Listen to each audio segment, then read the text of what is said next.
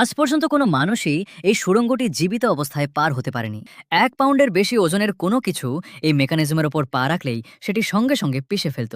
সামনে এগিয়ে যেতে হলে একেবারে শেষে থাকা একটি বোতাম চাপতে হতো, তবেই পরবর্তী লেভেল খুলত। গোত্রের লোকেরা তাদের পূর্বপুরুষদের গুপ্তধনের কাছে পৌঁছানোর জন্য অনেক উপায় চেষ্টা করেছিল, কিন্তু প্রতিবারই তারা ব্যর্থ হয়েছে। তবে জ্যাক মাত্র এক মুহূর্ত চিন্তা করেই একটি অসাধারণ আইডিয়া বের করে ফেলল। সে দ্রুত কলম ও কাগজ বের করে একটি ডিজাইন আঁকল এবং আশপাশে থাকা জিনিসপত্র দিয়ে সেটি তৈরি করতে শুরু করলো। কয়েক সেকেন্ডের মধ্যেই সে ইঞ্জিন ছাড়াই চলতে পারে এমন একটি গাড়ি বানিয়ে ফেলল। একটি চাকা ঘুরিয়ে ক্লকওয়ার্ক মেকানিজমটি টাইট করলে গাড়িটি ধীরে ধীরে সামনে এগোতে পারত। আর জ্যাক দুই পাশে লাগানো দড়ি টেনে গাড়িটির দিক নিয়ন্ত্রণ করছিল। গাড়িটি এবার এমন একটি জায়গার মধ্য দিয়ে যাওয়ার পথে ছিল যেখানে মাধ্যাকর্ষণও যেন কাজ করছিল না, কিন্তু হঠাৎ একটি ঢাল গাড়িটিকে থামিয়ে দিল। সৌভাগ্যবশত ততক্ষণে গাড়িটি প্রায় শেষ প্রান্তে পৌঁছে গিয়েছিল। এরপর গাড়ির নিচে থাকা সাপোর্টগুলো নামিয়ে দেওয়া হলো যাতে গাড়িটি নিজের জায়গায় স্থির থাকে। জ্যাক সঙ্গে সঙ্গে তৃতীয় দড়িটি টানল। বাঁশের দণ্ডটি ওপরে উঠতেই সেটির উচ্চতা ঠিক এতটাই ছিল যে সেটি গিয়ে পুশ বাটন সুইচটি চাপতে পারল। সঙ্গে সঙ্গে সবাই আনন্দে চিৎকার করে উঠল। তারা প্রথম বিপজ্জনক বাধা পার হয়ে গেছে।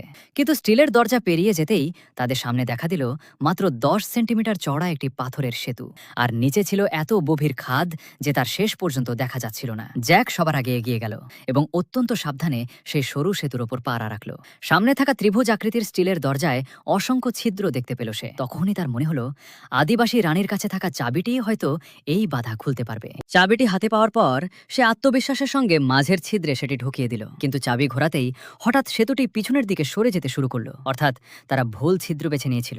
জ্যাক এবার খুব ভালো করে লক্ষ্য করলো প্রতিটি ছিদ্রের ওপর আলাদা আলাদা তারামণ্ডলের চিহ্ন ছিল। তার মনে হলো এই মানুষগুলো সূর্যের পূজা করত, তাই সে চাবিটি সূর্যের চিহ্নযুক্ত ছিদ্রে ঢুকিয়ে দিল। কিন্তু সেতু থামার বদলে আরো দ্রুত পিছিয়ে যেতে শুরু করলো। জ্যাক বুঝতে পারল প্রতিটি সারিতে থাকা ছিদ্রের সংখ্যা একটি করে মৌলিক সংখ্যা, কিন্তু সব ছিদ্র গুনলে মোট সংখ্যা দাঁড়ায় ১০০, আর ১০০ কোনো মৌলিক সংখ্যা নয়। অর্থাৎ কোথাও না কোথাও আরও একটি ছিদ্র লুকিয়ে আছে, কিন্তু সেটি কোথায়? ঠিক তখনই জ্যাকের মাথায় আরেকটি আইডিয়া এলো। সে তার সঙ্গীকে বলল তার পা শক্ত করে ধরে রাখতে। এরপর সে সেতুর পেছনের দিকে ঝুঁকে দ্রুত হাত দিয়ে জায়গাটা খুঁজতে শুরু করলো। আর সত্যি সে সেখানে একটি লুকানো তালার ছিদ্র খুঁজে পেল। জ্যাক সঙ্গে সঙ্গে সেখানে চাবিটি ঢুকিয়ে দিল, আর ঠিক তখনই সেতুটির পিছিয়ে যাওয়া থেমে গেল।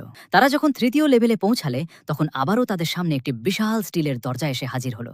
দরজার দুই পাশে ছিল দুটি ত্রিভুজ আকৃতির তালা, কিন্তু তাদের কাছে ছিল মাত্র একটি চাবি।